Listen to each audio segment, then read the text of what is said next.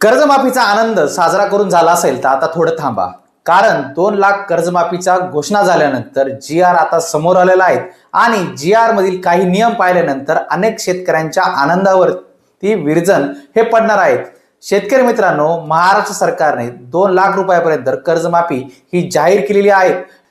पण या जी आर मध्ये असे काही नियम हे घालण्यात आलेले आहेत की ज्यामुळे अनेक शेतकरी कर्जबाजारी असूनही त्या शेतकऱ्यांना एकही रुपया मिळणार नाही। मग नेमके कोणाला 2 लाख रुपये मिळणार आहेत, कोणत्या शेतकऱ्यांना फक्त 50,000 मिळणार आहे आणि कोणते शेतकरी अपात्र होणार आहेत आणि या निर्णयाचा ग्रामीण महाराष्ट्रावरती शेतकऱ्यांवरती कशा पद्धतीने परिणाम होणार आहे याची सविस्तर माहिती आपण या व्हिडिओमध्ये जाणून घेणार आहोत। जी आर मधील प्रत्येक नियम सोप्या भाषेत समजून सांगण्याचा आपला प्रयत्न असणार आहे, त्यामुळे आपण व्हिडिओ शेवटपर्यंत बघा। मी राहुल कदम आपल्या सर्वांचं माहिती असायलाच हवी या यूट्यूब चॅनलवरती सहर्ष स्वागत करतो। चला शेतकरी मित्रांनो, सुरू करूया आजचा हा व्हिडिओ।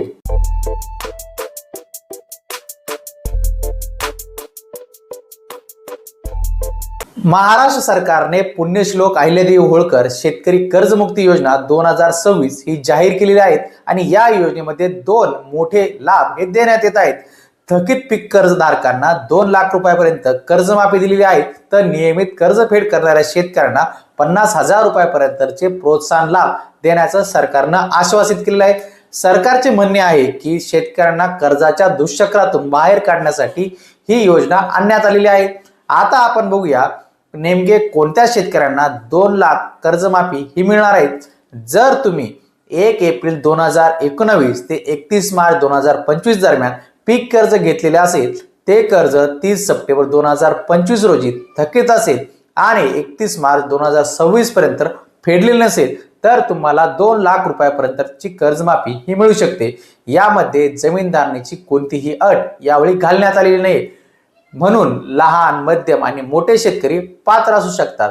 आता आपण बघूया सर्वात मोठा नियम या कर्जमाफी योजनेत घातला गेलेला आहे, तो म्हणजे 2019 साली जी काही महात्मा फुले कर्जमाफी योजना आणण्यात आली होती, तिचा जर लाभ घेतलेला असेल तर या शेतकऱ्यांचं मोठं नुकसान येतं होणार आहे।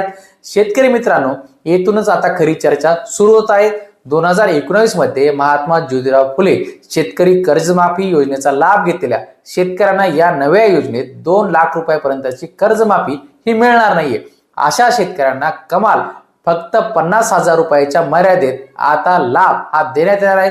समजा 2 शेतकऱ्यांचे 2 लाख रुपये थकीत आहेत, पहिल्या शेतकऱ्याने 2019च्या कर्जमाफीचा लाभ घेतलेला नाही, त्याला 2 लाख रुपयापर्यंत लाभ मिळू शकतो। पण दुसऱ्या शेतकऱ्याने 2019ची कर्जमाफीचा लाभ घेतला असेल तर त्याला जास्तीत जास्त 50,000 रुपये मिळू शकतात।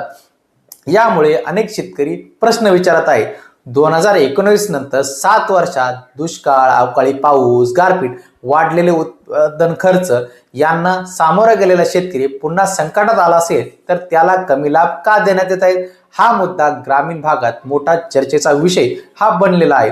त्यासोबतच मित्रांनो, महाराष्ट्र शासनाने पहिल्यांदाच आता एक नवीन नियम या शासन निर्णयामध्ये घातलेला आहे, तो म्हणजे OTS म्हणजे नेमकं काय आपण ते समजून घेऊया।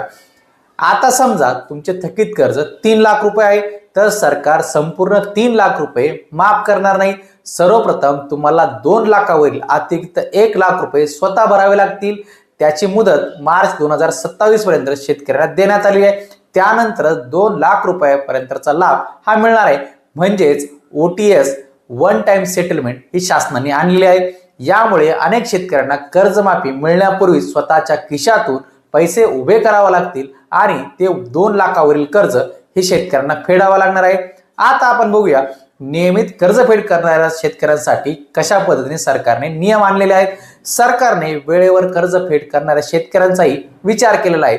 2022-23, 23-25, 23-24 आणि 2024-25 या 3 वर्षापैकी कोणत्याही 2 वर्षात कर्ज घेऊन वेळेत फेडणाऱ्या शेतकऱ्यांना 50,000 रुपयापर्यंतचा प्रोत्साहनपर लाभ हा महाराष्ट्र शासनाकडून देण्यात येणार आहे। मात्र लक्षात ठेवा, ज्यांनी कर्जमाफीचा लाभ मिळणार आहे त्यांना हा बोनस मिळणार नाहीये।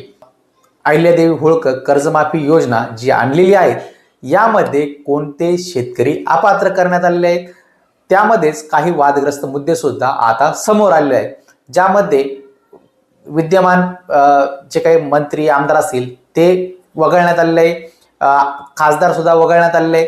हे वगळण्यात आले त्याबद्दल दुमत नाही, पण यामध्ये जिल्हा परिषद, पंचायत समिती आणि स्थानिक स्वराज्य संस्थाचे जे काही सदस्य आहेत त्यांनाही वगळण्यात आलंय. केंद्र आणि राज्य सरकारी कर्मचारी 25,000 पेक्षा जास्त वेतन आहे त्यांना वगळण्यात आलंय.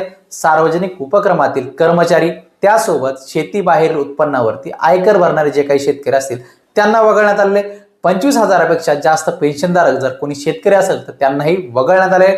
काही सहकारी संस्थांचे पदाधिकारी, अधिकारी यांनाही वगळण्यात आले. आता हा निर्णय अन्यायकारक वाटू शकतो का? येथे दोन बाजू समोर येतात. पहिली बाजू म्हणजे सरकारी नोकरी करणार असला तरी तो शेतकरीच आहे, पेन्शनधारक असला तरी त्याची शेती दुष्काळामुळे, अवकाळी पावसामुळे वाचत नाही. आयकर जर कोणी भरत असला तरी पिकाचे नुकसान हे त्या शेतकऱ्याचं टळते. म्हणून याही गटांना लाभ मिळावा असाही जनतेतून आवाज हा उठत आहे. दुसरीकडे सरकार असेही म्हणू शकते की राज्याचा निधी मर्यादित आहे, सर्वात गरजू आणि आर्थिकदृष्ट्या कमकुवत शेतकऱ्यांना प्राधान्य देणं हे ते आवश्यक आहे. म्हणून काही गटांना वगळण्यात आल्याचं शासनाकडून सांगण्यात येत आहे.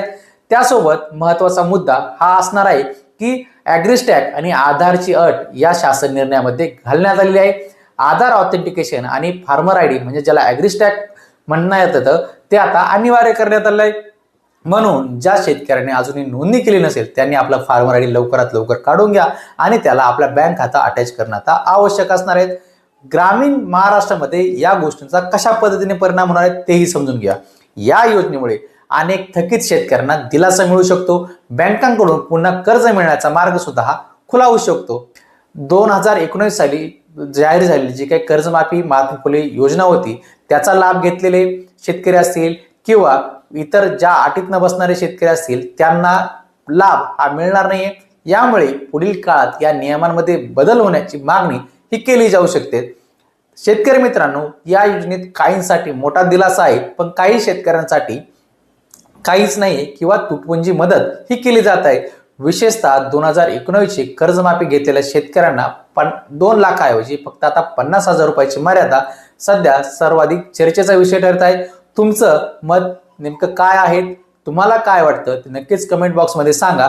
2019 मध्ये कर्जमाफी घेतलेल्या शेतकऱ्यांना 2 लाख रुपयापर्यंत लाभ मिळायला हवा का?